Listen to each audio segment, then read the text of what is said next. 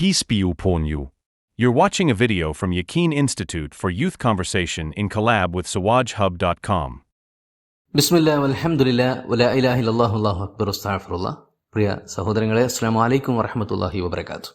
ഇമാം നവവിയുടെ 40 ഹദീസുകളിൽ 22ാമത്തേതിലേക്കാണ് നമ്മൾ ഇന്ന് പ്രവേശിക്കുന്നത്. അൻ അബി അബ്ദില്ലാഹ് ജാബിർ ബിൻ അബ്ദുല്ലാഹി അൽ അൻസാരി റളിയല്ലാഹു അൻഹു അന്ന റജുലൻ സഅല റസൂലല്ലാഹി സ്വല്ലല്ലാഹു അലൈഹി വസല്ലം ഫഖാൽ അറഅയ്ത ഇദാ സ്വല്ലൈതുൽ മക്തൂബാത്ത് വസുംതു റമളാൻ വഅഹ്ലൽതുൽ ഹലാല വഹറംതുൽ ഹറാം വലം അസിദ് അലാ ദാലിക ഷൈഅ അദ്ഖുലുൽ ജന്ന ഖാൽ നഅം. വളരെ വിശ്രുതനായ ജാബിർ റളിയല്ലാഹു അൻഹുവിൽ നിന്നാണ് ഈ ഹദീസ് ഇമാം മുസ്ലിം റിപ്പോർട്ട് ചെയ്തിരിക്കുന്നത്. Jabir bin Abdullahi bin Amr bin Haram bin Thalaba al Ansari al Khazraji, ഇതാണ് അദ്ദേഹത്തിന്റെ മുഴുവൻ പേര്. പ്രമുഖനായ സ്വഹാബി വര്യൻ അബ്ദുല്ലാഹി ബിൻ അംറിന്റെ 10 മക്കളിൽ ഏക ആൺതരിയാണ് ഇദ്ദേഹം. രണ്ടാം അഖബ ഉടമ്പടിക്കായി യസ്രിബിൽ നിന്നും ഒരു സംഘം മക്കയിലേക്ക് വെച്ചുപിടിച്ചു. അതിലൊരു വൃദ്ധൻ തന്റെ അരുമയായ ഒരു പൈതലിനെയും കൂട്ടിയിട്ടാണ് യാത്രക്ക് പുറപ്പെട്ടത്.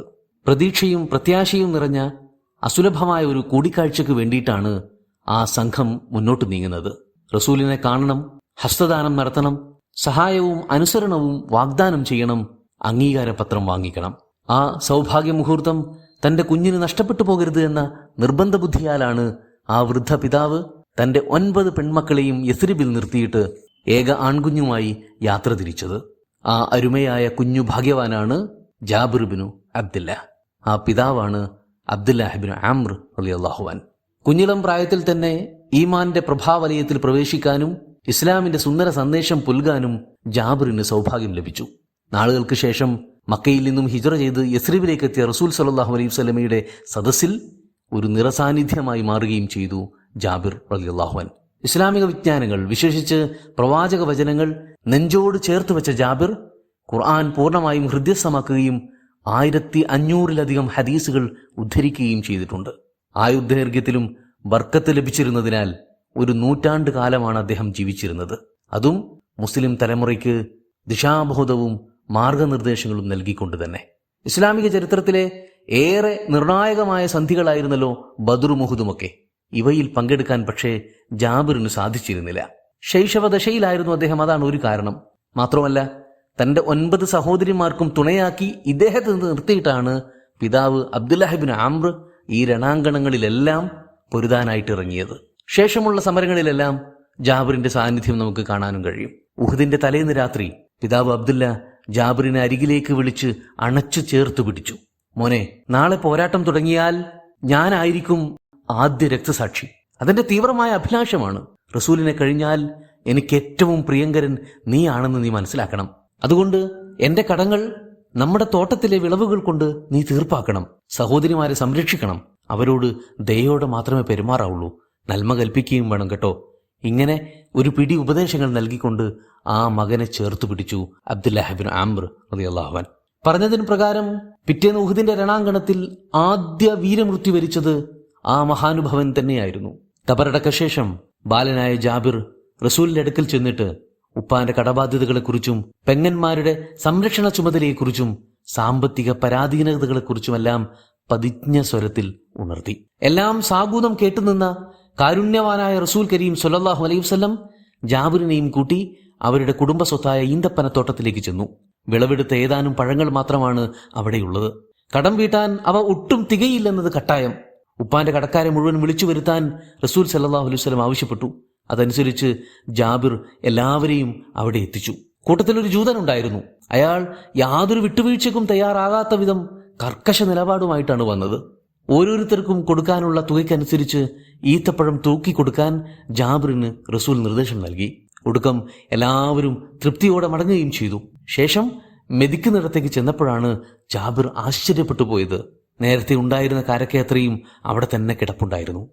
ഒരു മിറാക്കിൾ അവിടെ സംഭവിക്കുകയാണ്.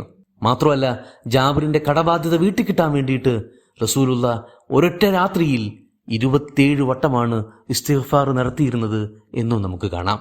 ഏതായാലും റസൂലിന് ജാബിറിനോടുള്ള മമതയും പ്രിയവും പരാമർശനീയമാണ്. സമാനമായ പല സാഹചര്യങ്ങളിലും പിന്നീടും ജാബിർ റളിയല്ലാഹു അൻഹുവുമായി ബന്ധപ്പെട്ട് അത്ഭുതങ്ങൾ സംഭവിച്ച് നമുക്ക് കാണാം. ഖന്തക്ക് വേളയിലുണ്ടായ ചിലതൊക്കെയും അക്കൂട്ടത്തിൽ വളരെ വിശ്രുതമാണ്. അവ നമുക്ക് മറ്റൊരവസരത്തിൽ എക്സ്പ്ലോർ ചെയ്യാം. ഹദീസിലേക്ക് വന്നാൽ ഈ സീരീസിലെ മുഴുവൻ ഹദീസുകളുടെയും ആമുഖത്തിൽ പറഞ്ഞതുപോലെ തന്നെ ഇതും വളരെ സുപ്രധാനമായ ഒരു ഹദീസാണ്. ഇബ്നു ഹജറുൽ ഹൈതമി റഹ്മഹുല്ല പറയുന്നു, ഹദൽ ഹദീസ് ജാമിഉൻ ലിൽ ഇസ്ലാം ഉസൂലൻ വഫുറുവാൻ. അടിസ്ഥാനപരവും ശാഖാപരവുമായ ഇസ്ലാമിനെ ആകമാനം ഉൾക്കൊള്ളുന്നുണ്ട് ഈ ഹദീസ് എന്ന്. നോക്കാം എന്താണ് ഹദീസിന്റെ മർമ്മം. സ്വർഗപ്രവേശനമാണ് ചോദ്യത്തിന്റെ ഊന്നൽ. കൂട്ടത്തിൽ ഹലാൽ ഹറാമുകളോടുള്ള ഒരു മുഅ്മിനിന്റെ മനോഭാവവും ഇതിനകത്ത് പ്രതിഫലിക്കുന്നുണ്ട്. അന്ന റജുലൻ സഅല റസൂലുള്ളാഹി സ്വല്ലല്ലാഹു അലൈഹി വസല്ലം. ഒരു മനുഷ്യൻ റസൂലിന്റെ അടുക്കൽ വന്നിട്ട് ഒരു സംശയം ആരായുകയാണ്. അറഅയ്ത, എന്താണ് താങ്കളുടെ അഭിപ്രായം? അഖ്ബിർനി അഫ്തിനി എന്നൊക്കെ പറയാറുണ്ട്. ഞാൻ പറയാൻ പോകുന്ന കാര്യത്തിൽ നിങ്ങളുടെ നിലപാടൊന്ന് വ്യക്തമാക്കിത്താ എന്നാണ് ആ ചോദ്യത്തിനർത്ഥം. ഇതാ സ്വല്ലൈതുൽ മക്തൂബാത്ത്, ഞാൻ നിർബന്ധിത നിസ്കാരങ്ങളൊക്കെയും പൂർത്തിയാക്കാം. വസുംതു റമദാൻ, റമദാനിൽ നോമ്പെടുക്കുകയും ചെയ്യാം. വ അഹലൽതുൽ ഹലാൽ, ഹലാലിനെ ഹലാലായും വഹറംതുൽ ഹറാം, ഹറാമിനെ ഹറാമായും ഉൾക്കൊള്ളുകയും ചെയ്യാം. വലം അസിദ് അലാ ദാലിക ഷൈഅ, ഇതിനപ്പുറം ഒന്നും എനിക്ക് ചെയ്യാൻ പറ്റില്ല. അദ്ഖുലുൽ ജന്ന, ഈ പറഞ്ഞത് അത്രയും കൊണ്ട് എനിക്ക് സ്വർഗത്തിൽ കയറാൻ പറ്റുമോ? നോക്കൂ, നിർബന്ധ നിസ്കാരമുണ്ട്, റമദാനിൽ നോമ്പുണ്ട്, അള്ളാഹു ഹലാലാക്കിയതിനെ ഹലാലായി തന്നെയും ഹറാമാക്കിയതിനെ ഹറാമായി തന്നെയും കണക്കാക്കുന്നുമുണ്ട്. ഇത്രയും മാത്രം ചെയ്താൽ സ്വർഗം ലഭിക്കുമോ? ഇതാണ് ചോദ്യം. റസൂലിന്റെ മറുപടി, അതെ, സ്വർഗം സാധ്യമാണ്. എന്തൊരു സുന്ദരമായ, ലഘുവായ, ആയാസരഹിതമായ ഇസ്ലാം അല്ലേ? ഒന്നാമതായി നിസ്കാരത്തിലേക്ക് വന്നാൽ, അതും ഫർളായ നിസ്കാരം മാത്രം. നിസ്കാരം എല്ലാ ഇബാദത്തുകളുടെയും മൂലക്കല്ലാണ്. ആ സ്ഥിതിക്ക് അത് അത്യനിവാര്യവുമാണ്. രണ്ടാമത്തേത് റമദാനിലെ നോമ്പാണ്. അള്ളാഹുമായി വളരെയധികം സ്വകാര്യ അടുപ്പമുണ്ടാക്കാൻ പറ്റുന്ന ഒരു അമലാണ് നോമ്പ് എന്നത്. ഇതിനു പുറമെ ഹലാലിനെ ഉൾക്കൊള്ളുന്നു. ഹലാലിനെ ഉൾക്കൊള്ളുക എന്ന് പറഞ്ഞാൽ ഷർഇന്റെ ഉപജ്ഞാതാവും നിയമജ്ഞാതാവും വിധിദാതാവുമെല്ലാം സർവശക്തനായ റബ്ബുൽ ആലമീനാണ്. അതിനെ ചോദ്യം ചെയ്യാതെ അവന്റെ അജയ്യതയെയും പരമാധികാരത്തെയും അംഗീകരിച്ചുകൊണ്ട് ജീവിക്കും. എല്ലാ ഹലാലുകളും ജീവിതത്തിൽ പ്രാവർത്തികമാക്കണമെന്നില്ല, മറിച്ച് അവയുടെ ഹലാൽ എന്ന സ്റ്റാറ്റസിനെ, ഹുക്കുമിനെ അംഗീകരിക്കുമെന്നാണ് ഇദ്ദേഹം പറയുന്നത്. സമാനമായി ഹറാമിനെയും ഒട്ടും ചോദ്യം ചെയ്യാതെ വീണ്ടും വിചാരമില്ലാതെ അംഗീകരിക്കും. ഇത്രയുമായാൽ സ്വർഗപ്രവേശനം സാധ്യമാണ്. ഇതിലെന്തുകൊണ്ട് സക്കാത്തിനെയും ഹജ്ജിനെയും വിട്ടുകളഞ്ഞു എന്നൊരു ചോദ്യമുണ്ട്. അതിന് രണ്ട് കാരണങ്ങൾ ഉണ്ടാവാം. ഹിജ്റ 2 സക്കാത്തും ഹിജ്റ 8 ഹജ്ജും നിയമമാക്കപ്പെടുന്നതിന് മുമ്പാവാം ഒരു വേള ഈ ചോദ്യം ഉന്നയിക്കപ്പെട്ടത്. ഇതാണ് ഒരു സാധ്യത. രണ്ടാമത്തേത്, സക്കാത്തും ഹജ്ജും ബാധകമാകാത്ത ഒരു വ്യക്തി ആവാം ഒരുപക്ഷെ ഈ ചോദ്യകർത്താവ്. അതെങ്ങനെയെന്ന് വെച്ച് കഴിഞ്ഞാൽ അവ രണ്ടും ഒരാളുടെ സാമ്പത്തിക നിലയെ ആസ്വദിച്ചുകൊണ്ടാണ് വാജിബാകുന്നത്. ഒരു പരിധിക്കപ്പുറം സാമ്പത്തിക ഭദ്രതയുള്ള ആളാണ് സക്കാത്ത് കൊടുക്കേണ്ടത്. അതുപോലെ തന്നെ സാമ്പത്തികമായി ഉൾപ്പെടെ ഇസ്തിതാഅത്തുള്ള ആൾക്കാണ് ഹജ്ജുള്ളത്. ഇത് രണ്ടിനും സാധ്യമല്ലാത്തൊരു വ്യക്തിയാണെങ്കിൽ സ്വാഭാവികമായിട്ടും അതിനെക്കുറിച്ച് ഇവിടെ സംസാരിക്കേണ്ടി വരുന്നില്ല. ഇപ്പൊ തക്കതായ സാമ്പത്തിക ചുറ്റുപാടില്ലാത്ത ഒരാളാണ് ഈ ചോദ്യം ഉന്നയിക്കുന്നതെങ്കിൽ സക്കാത്തും ഹജ്ജും ചോദ്യത്തിൽ ഉൾപ്പെടുത്താതെ പോയതിന് യാതൊരു അസാംഗത്യവുമില്ല. അതുകൊണ്ടായിരിക്കാം നിസ്കാരത്തിലും നോമ്പിലും മാത്രം ചോദ്യം പരിമിതമായത്. ഇവിടെ വളരെ പ്രധാനപ്പെട്ട ഒരു കാര്യം, ചോദ്യകർത്താവിനെ റസൂലുള്ളാഹി സ്വല്ലല്ലാഹു അലൈഹി വസല്ലം വളരെയധികം കൺസിഡർ ചെയ്യുന്നു എന്നതാണ്. അയാളുടെ ആരോഗ്യം, സാമ്പത്തികാവസ്ഥ, വിശ്വാസ നിലവാരം എല്ലാം സൂക്ഷ്മമായി നിരീക്ഷിച്ചിട്ട് തന്നെയാണ് റസൂലിന്റെ പ്രതികരണം. പല സന്ദർഭങ്ങളിൽ സമാനമെന്ന് തോന്നിക്കുന്ന പല ചോദ്യങ്ങളുമായിട്ടും തന്റെ അടുക്കൽ വരുന്നവരെ അവരുടെ വെയറബൌട്ട്സ് മുഴുവൻ മനസ്സിലാക്കിയതിനു ശേഷമാണ് അവർക്ക് മറുപടികൾ കൊടുക്കാറുള്ളത്. ആ ഒരു ഇൻഡിവിജ്വാലിസം പ്രതികരണത്തിലും പെരുമാറ്റത്തിലുമെല്ലാം കാണിക്കാൻ അള്ളാഹുവിന്റെ റസൂലിന് സാധിക്കാറുണ്ട് എന്നത് വലിയൊരു ശ്രേഷ്ഠത തന്നെയാണ്. നോക്കൂ, ഈമാനിന്റെയും ഇബാദത്തിന്റെയും കാര്യത്തിൽ മനുഷ്യരാരും ഒരിക്കലും ഒരേ നിലവാരത്തിലാവില്ല. എല്ലാവരോടും ഒരേ നിലവാരത്തിലാവണമെന്ന് ഇസ്ലാം ആവശ്യപ്പെടുന്നുമില്ല. തഖ്വയുടെ കാര്യം പറഞ്ഞപ്പോ മസ്തതാഅത്തും, നിങ്ങളെ കൊണ്ട് സാധിക്കും വിധം തഖ്വ പുലർത്താൻ ശ്രമിക്കുക എന്നാണ് അല്ലാഹു പറഞ്ഞത്. ആ സാധ്യത, ശേഷി ഓരോന്നും വളരെ വ്യത്യസ്തമായിരിക്കുമല്ലോ. മറ്റൊരിക്കൽ ഇഹ്സാനിനെ പരിചയപ്പെടുത്തുന്നുണ്ട്. അത് വേറൊരു ഉയർന്ന വിധാനമാണ്. നമ്മളത് ഈ സീരീസിന്റെ തന്നെ തുടക്കത്തിൽ പഠിച്ചിട്ടുണ്ട്. അൽ വറ എന്ന് പറയുന്ന വേറൊരു തലമുണ്ട്. തെറ്റുകുറ്റങ്ങളും അശ്ലീലവും അസാൻമാർഗികതയും ഹറാമും ഒക്കെയും ചെയ്യാതിരിക്കലും മാത്രമല്ല, ഹറാമിലേക്ക് ആനയിക്കപ്പെട്ടേക്കുമോ എന്ന ആശങ്കയാൽ ഹലാലുകൾ പോലും ത്യജിക്കുന്ന ഒരു മഹാസൂക്ഷ്മ മനസ്കതയുടെ പേരാണ് അൽ വറ എന്ന് പറയുന്നത്. അത് എല്ലാവർക്കും സാധ്യമാകുന്ന കാര്യമാവണമെന്നില്ല. മനുഷ്യന്മാർ അക്കാര്യത്തിൽ പല നിലവാരത്തിൽ, പല തട്ടുകളിൽ, പല ദർജകളിലുള്ളവരാണ്. ഇവരെ എല്ലാവരെയും അക്കമഡേറ്റ് ചെയ്യാൻ മാത്രം ഒരു ഇൻക്ലൂസീവ്നെസ് അത് ഇസ്ലാമിനുണ്ട് എന്നതാണ് ഇവിടെ ശ്രദ്ധിക്കേണ്ട ഒരു കാര്യം. അപ്പൊ ഏറ്റവും മിനിമലായി ചെയ്യാൻ ഉദ്ദേശിക്കുന്നവർക്കും സ്വാഭാവികമായിട്ടും ഇസ്ലാമിൽ ഇടമുണ്ട്.